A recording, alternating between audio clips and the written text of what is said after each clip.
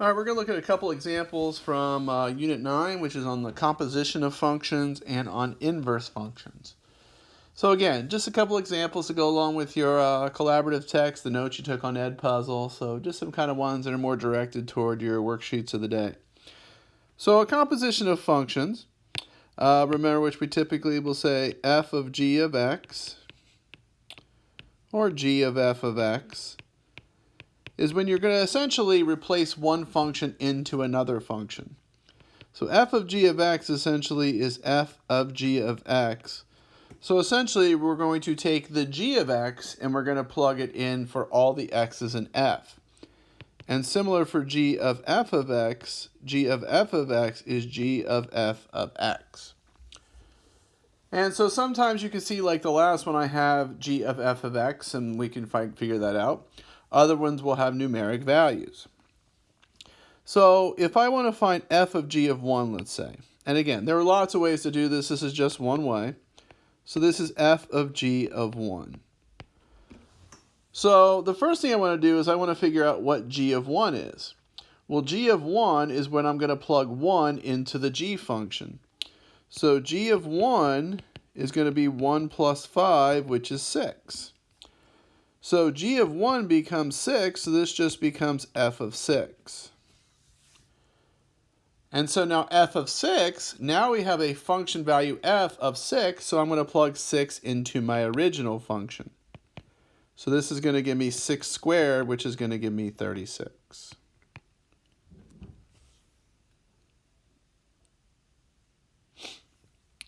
So the second one is similar. It's f of 5. So it's f of 5. So the inner function, the first thing we're going to do is we're going to figure out what is this f of 5. So we're going to plug in 5 for f. Now f of 5, if we look up here, f of 5 is going to be 5 squared, which is 25. So the inner function gets replaced with f of 25. Now in this one, we're composing it with itself. So we plugged it into f, and then we're going to plug the result into f as well. So that's going to be 25 squared, which is 625.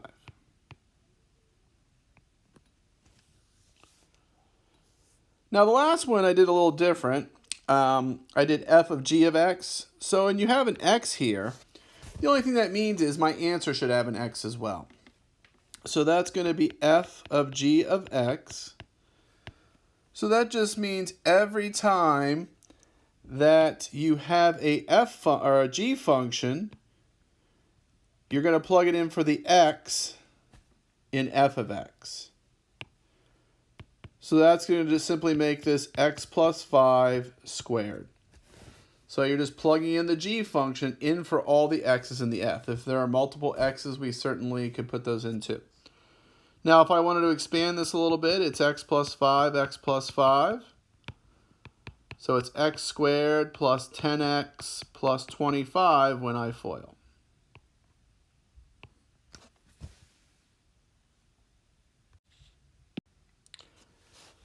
All right, so these second kind of examples are kind of backwards. So we're going to try to find functions f and g. So f composed with g is this function h. I kind of wrote the directions like you see on your worksheet of the day. So essentially, we're going to try to figure out what was plugged in. So on the previous page, on that very last example, we took an x plus 5 and we plugged it into the other function. So now essentially we want to see what is getting plugged in. So when you see f composed with g, that means the g, which is second, this is what was plugged in.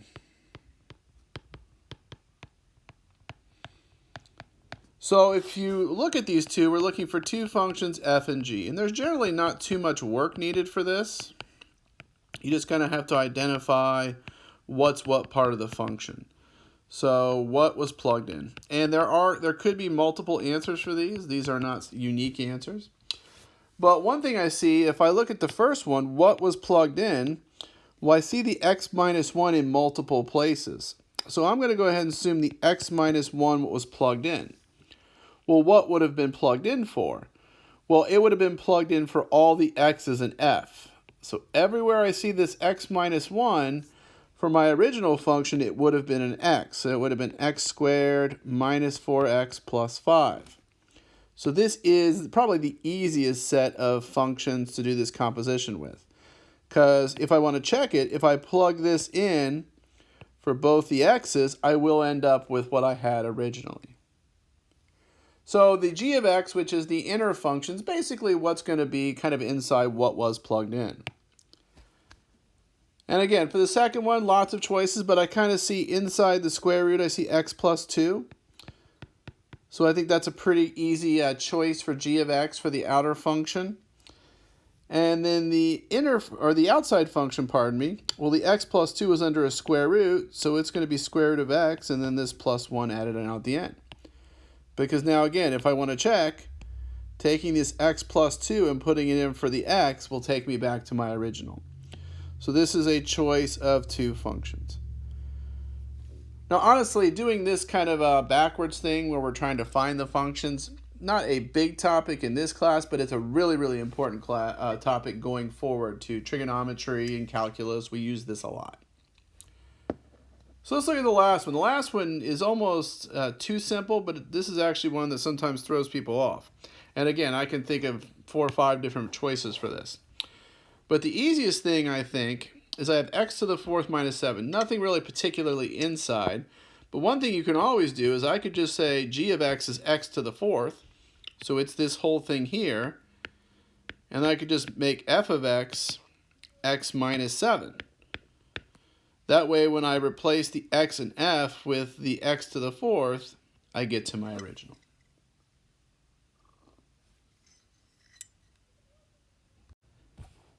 All right, so the last kind of topic we have in this section is about inverse functions.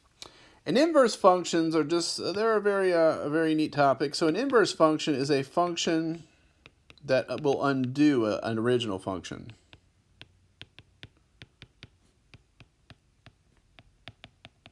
So it's going to undo some f of x. The example I always like to think about is if I have some function, okay? So if I have a function, if I have a function of your grade, so let's say I take your grade in this class and I'm going to add 50 points. Okay, that is a function. So if I want to get back to your original grade, if I want to get rid of those 50 points, the inverse function would be to subtract those 50 points. So it's your grade minus 50. So these two functions are going to basically undo each other. So if I add 50 to get back to my original, I'm going to subtract 50. If I multiply by 100, then I will divide by 100. If I square your grade, then to get back, I would square root your grade. So you've seen inverse functions in the past, things that undo each other, you just didn't call them inverses. Now, the easiest way to find an inverse function is we are going to switch x and y and then solve for y. Now, obviously, one big problem in this first one, and I picked a really easy one to start with, is there's no y. It just says f of x equal to 2x plus 7. But remember, f of x is just another representation of y, so I can simply replace it with y. And so now I can replace this, x equals 2y plus 7. And now I want to solve for y. I want to get the y by itself. It was by itself. When I switch it, it's not anymore. So I'll subtract 7, and then I'll divide by 2. So I get x minus 7 over 2. So this, once I have this solved, this is now f inverse of x. This is my inverse function. And I want to show you what we really found, because I think this is really powerful if you try an example like this. So I'm going to pick a random number. I'm going to pick 0. I'm going to pick f of 0. So if I put f of 0 into my function, I get 2 times 0 plus 7, which is 7. So f of 0 is 7. Now, while I can tell this inverse function is correct, remember, the inverse function should undo what I've done. So I put in 0, I got 7. So if I put 7 into the inverse, it better get me back to where I started. Remember our grade example. We had your grade, we added 50. To get back to where it started, it needed to subtract 50. So if I put 7 into the inverse, which we found down here, 7 minus 7 over 2 is 0 over 2, which is 0. And you'll notice the inverse function gets me back to where I started.